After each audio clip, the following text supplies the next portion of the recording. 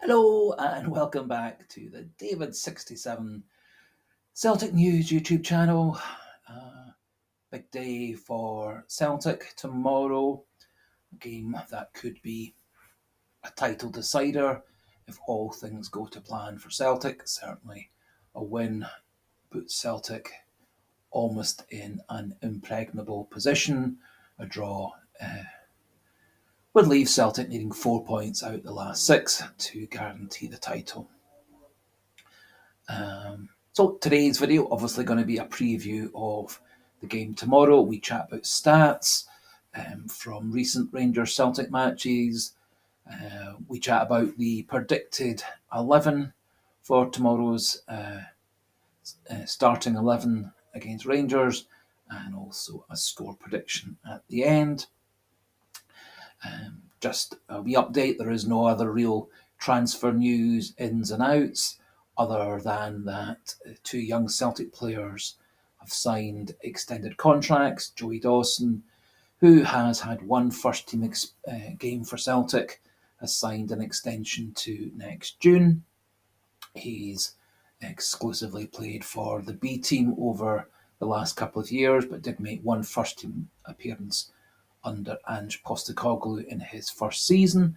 The other player, Adam Montgomery, a rather versatile left-sided player. He's made 20 first-team appearances for Celtic, and in the recent years has been primarily out on loan.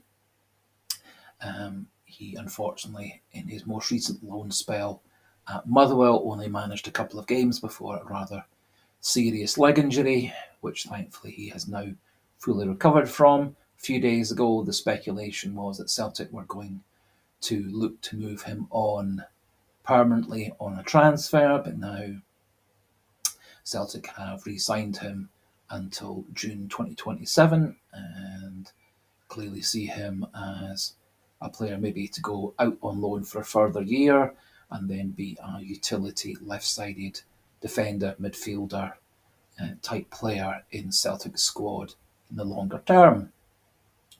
I always actually have been quite impressed with Montgomery when he has played for Celtic and played for other clubs on loan, and do think that the move to sign Montgomery has a lot of good sense. However, not massively sure what signing Joey Dawson for another year has done, other than create a wee bit of a logjam in Celtic's players moving through from the academy into the first team.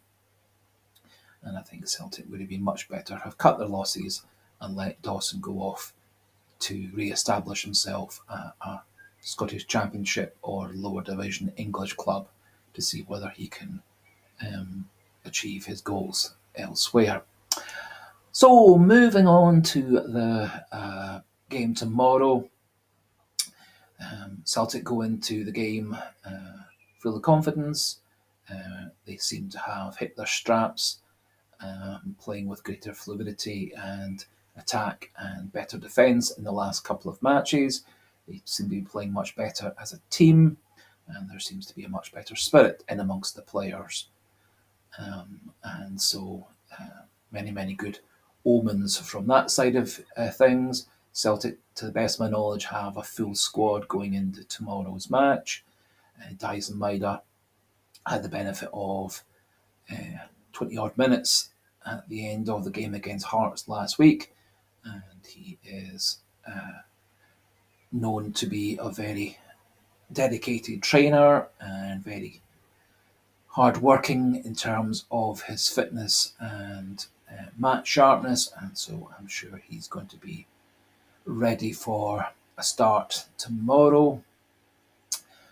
And otherwise, Celtic appear to have a full starting 11 and their best possible bench as impact players if needed coming off the bench to change the game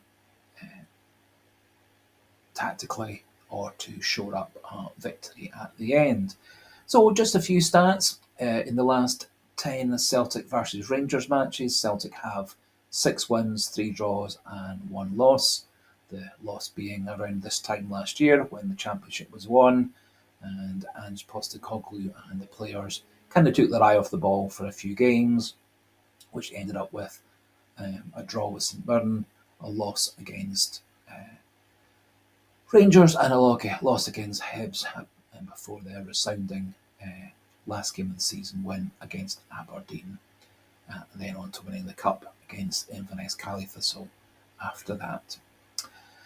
Over the last 10 games, Celtic have a 19-13 goal advantage with 3 clean sheets to 1, and so all those factors very much in Celtic's favour.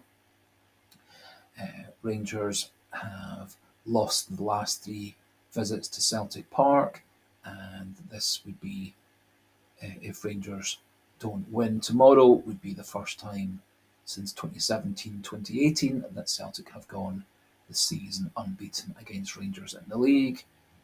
Celtic's last 8 home games in all league games, 7 wins, 1 draw. So again, going into tomorrow's game with great form. And so basically all the stats, all the head-to-head comparisons, all very much in Celtic's favour. And for that reason, I do expect Celtic to get a close win tomorrow, 2-1, 3-2, that kind of score. I think Rangers will have to slightly break their normal pattern of how they play against Celtic. I think they'll need to get on the front foot, and for that reason, the midfield is going to be the key battle. And I personally feel that O'Reilly, Hatate, and McGregor, supplemented by the 2 fullbacks in the inverted fullback role and the 2 wide players dropping back into midfield, will be too much for the Rangers midfield players, and will also nullify the Rangers wide players and Rangers fullbacks getting forward to be a threat in Celtic's final third.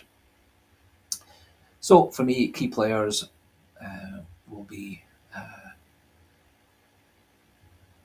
McGregor, Hatate, and O'Reilly. I think they're going to outplay, outpass, outcompete players such as Lundstrom, Cantwell, Lawrence, Diamandi, etc.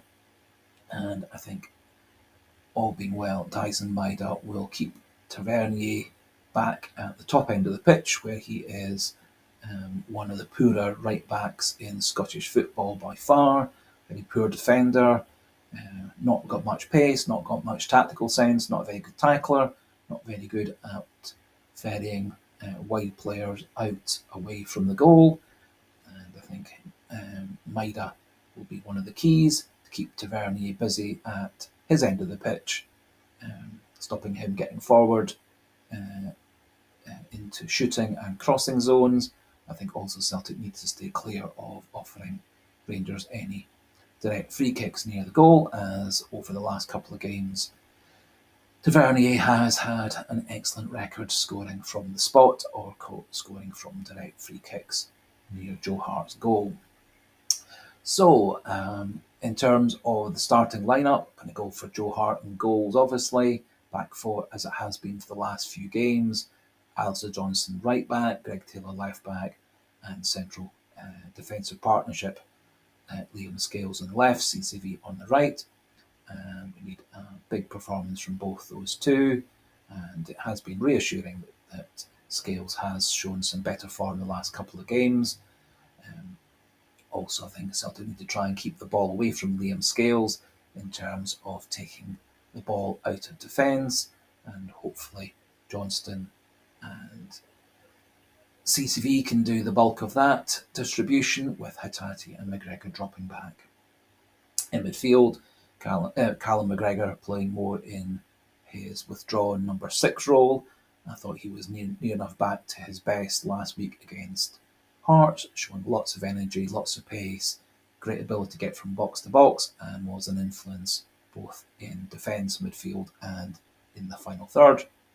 I think Rio Hatate will drop back beside McGregor as and when required, pushing forward also to support the wide players and support O'Reilly. And all being well, O'Reilly will then be allowed to have more of a forward role, restarting attacks, distributing to the wide players, and playing Kyogo through the middle and over the top. Out wide on the right, going to go for James Forrest. I think he has been one of Celtic's foreign players over the last month or so. I think he's now become undroppable. On the left, I think Dijsselbloem has to come back in, particularly for his great hard work, his pace, and his ability to keep the right side of Rangers' defence and Tavernier occupied. And up front, I think go for the in-form Kyogo, came back to his best against Hearts last week. And I think similar tactics and similar passes and crosses will work equally well against Rangers tomorrow. I think he's got the pace to beat Suter and Davis, who would appear to be Rangers starting back two tomorrow. And as I said, Maeda and Forrest have got pace and skills and artistry to beat Tavernier and whoever plays at left back for Rangers between Sterling, Yilmaz and Barisic. Kyogo has a very good scoring record against Rangers and of course scored the vital goal in the away game at Rangers at the start of the season, scored the winning goal in the Cup in the 2-1 win just at the end of 2023, and was an important player in the 3-3 draw, although he didn't score in that game. This means Celtic do actually have quite a number of strong options coming off the bench. Kuhn and Palmer for out wide positions, Adam Eder through the middle to replace or augment Kyogo late in the game, and obviously Iwata and Paolo Bernardo. Iwata more of a holding role if Celtic have a late lead. Paolo Bernardo maybe a player to inject for some pace and attack if Celtic need to push further forward in the final 15-20 minutes. And would also mean on the bench we'll have players such as Ralston and Nafroki if we choose to go to flat back five. Also, obviously, the option of dropping Tomoki Iwata into a sweeper type role behind Scales and CCV if we require late in the game to ensure a victory. So that's the theory. That's the blueprint for how Celtic are going to get that vital result tomorrow.